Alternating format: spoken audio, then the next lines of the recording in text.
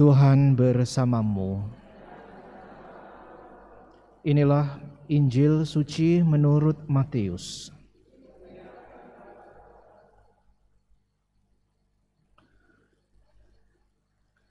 Pada suatu hari Yesus bersabda kepada ke-12 murid-Nya, "Lihat, aku mengutus kalian seperti domba ke tengah-tengah serigala.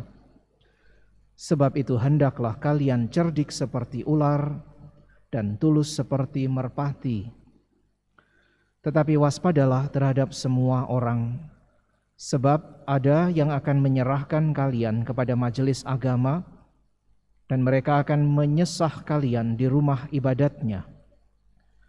Karena aku, kalian akan digiring ke muka para penguasa dan raja-raja sebagai suatu kesaksian bagi mereka dan bagi orang-orang yang tidak mengenal Allah.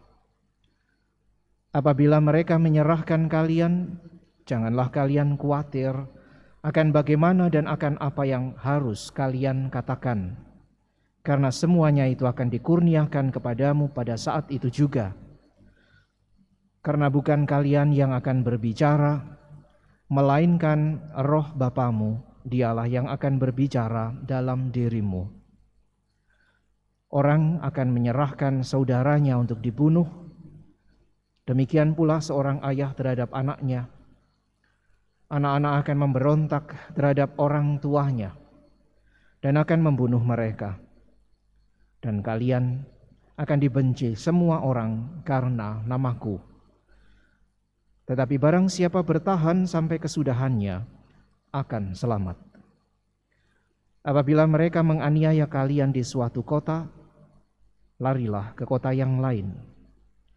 Aku berkata kepadamu, sungguh sebelum kalian selesai mengunjungi kota-kota Israel, Anak Manusia sudah datang." Demikianlah sabda Tuhan.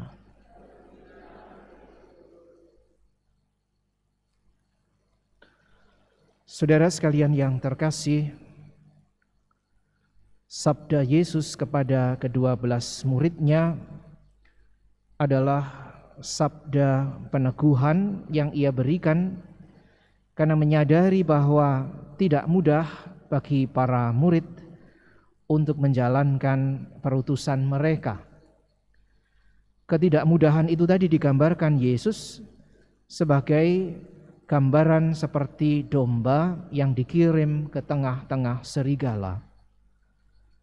Karena itulah maka dibutuhkan kecerdikan dan ketulusan. Saudara sekalian, maka sudah sejak awal kekristenan atau panggilan menjadi orang-orang Kristiani bukanlah panggilan yang lalu justru misalnya membuat hidup orang menjadi lebih mudah.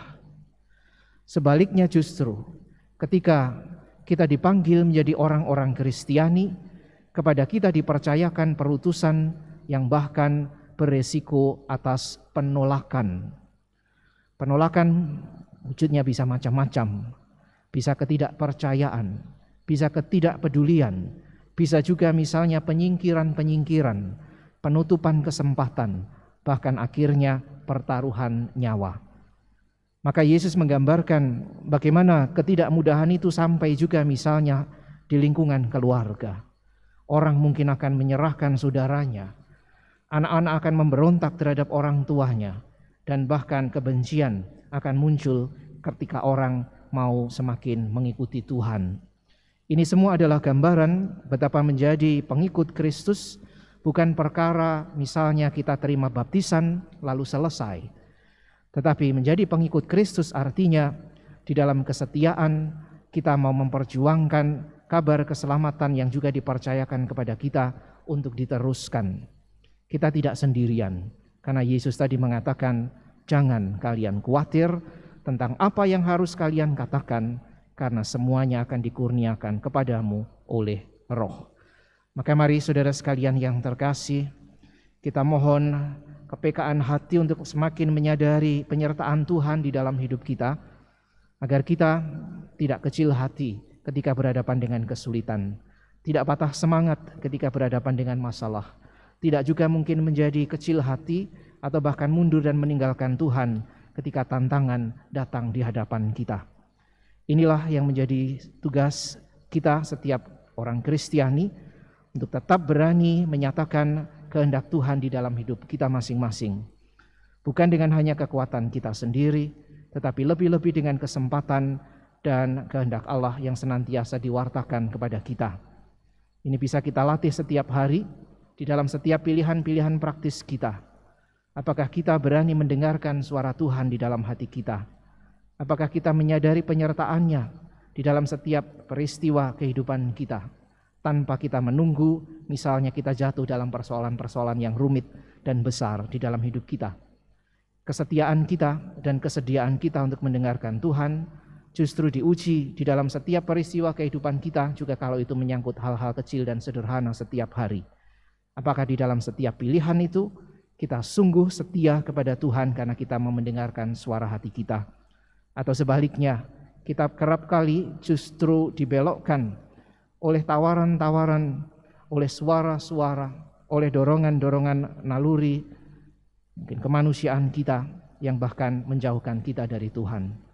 Kalau kita mau setia mendengarkan suara Tuhan, maka di sanalah kesempatan bagi kita untuk senantiasa merasakan penyertaan dan kehadiran Tuhan juga di dalam hidup kita setiap hari.